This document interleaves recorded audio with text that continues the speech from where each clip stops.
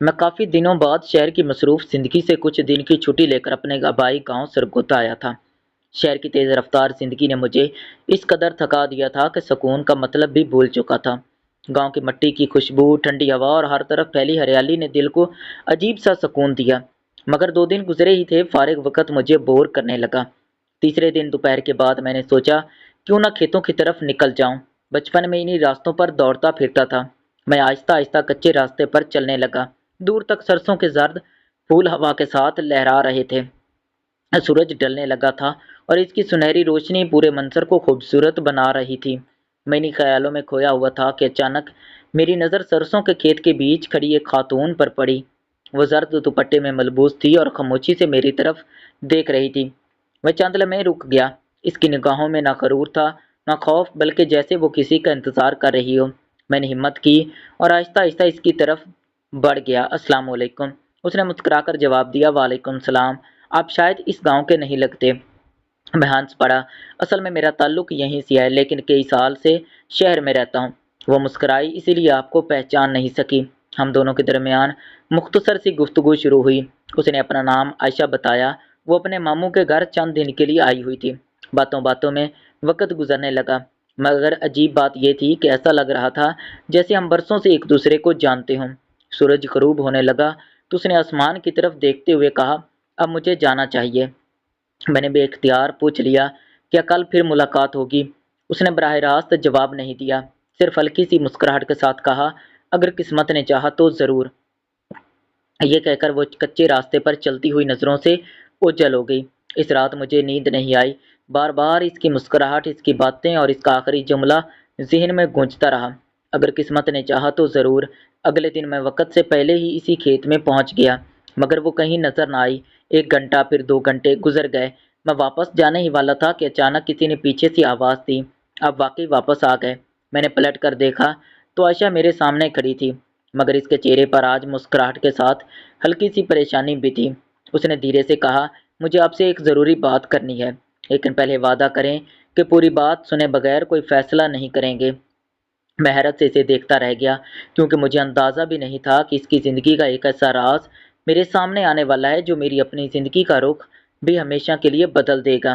میں نے چند لمحے خاموش رہ کر کہا، میں وعدہ کرتا ہوں پوری بات سنوں گا۔ عائشہ نے گہرا سانس لیا اور سرسوں کے کھیت کی طرف دیکھنے لگی۔ میرے ابو کا انتقال کئی سال پہلے ہو گیا تھا۔ اس کے بعد امی نے بہت مشکل سے ہمیں پالا۔ اب میری شادی میرے ایک دور کے رشتہ دار سے طے کر دی گئی ہے، لیکن میں اس فیصلے سے خوش نہیں ہوں۔ میں کسی سے بغاوت بھی نہیں کرنا چاہتی، کیونکہ میری امی کی عزت سب سے بڑھ کر ہے۔ میں خاموشی سے اس کی بات سنتا رہا۔ اس نے میری طرف دیکھ کر کہا، کل جب آپ سے پہلی بار ملاقات ہوئی تو مجھے لگا جیسے آپ ایک اچھے انسان ہیں، اس لیے دل کی بات کہہ دی۔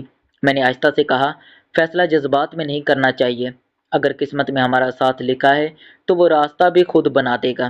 اس دن کے بعد ہماری ملاقاتیں صرف دن کی روشنی میں کھیتوں کے قریب یا گاؤں کی پرانی نہر کے کنارے ہونے لگیں۔ ہم مستقبل، خاندان، خوابوں اور زندگی کے بارے میں بات کرتے۔ ہمارے درمیان احترام تھا، اعتماد تھا، اور یہی چیز ہمارے تعلق کو مضبوط بناتی جا رہی تھی۔ چند دن بعد میرے گھر والوں کو شہر واپس جانا تھا۔ روانگی سے ایک شام میں آخری بار عائشہ سے ملا۔ وہ خاموش تھی۔ میں نے پوچھا، کیا ہوا؟ اس کی آنکھوں میں نمی آ گئی۔ شاید یہ ہماری آخری ملاقات ہو، میں نے جواب دیا۔ اگر ہمارا رشتہ سچا ہے تو یہ آخری ملاقات نہیں ہوگی۔ شہر واپس آ کر بھی اس کی یاد میرے ساتھ رہی، مگر میں نے جلد بازی میں کوئی قدم نہیں اٹھایا۔ پہلے اپنے کام پر توجہ دی، اچھی ملازمت حاصل کی اور اپنے والدین کو عائشہ کے بارے میں بتایا۔ ابتدا میں وہ حیران ہوئے، لیکن جب انہوں نے میرے سنجیدہ ارادے دیکھے تو گاؤں جا کر اس کے گھر والوں سے باقاعدہ رشتہ مانگنے کا فیصلہ کیا۔ وہ دن میری زندگی کا سب سے مشکل دن تھا۔ عائشہ کے گھر پہنچے تو معلوم ہوا کہ اس کے ہی رشتے کی بات ابھی مکمل نہیں ہوئی تھی۔ دونوں خاندان بیٹھے، بات چیت ہوئی، ایک دوسرے کو سمجھا گیا اور آخرکار بزرگوں کی رضامندی سے ہمارا رشتہ طے ہو گیا۔ جب یہ خبر عائشہ تک پہنچی تو اس کی آنکھوں میں خوشی کے آنسو تھے۔ چند ماہ بعد سادگی سے ہماری شادی ہو گئی۔ شادی کے بعد ایک شام ہم دونوں اسی سرسوں کے کھیت میں گئے جہاں پہلی ملاقات ہوئی تھی۔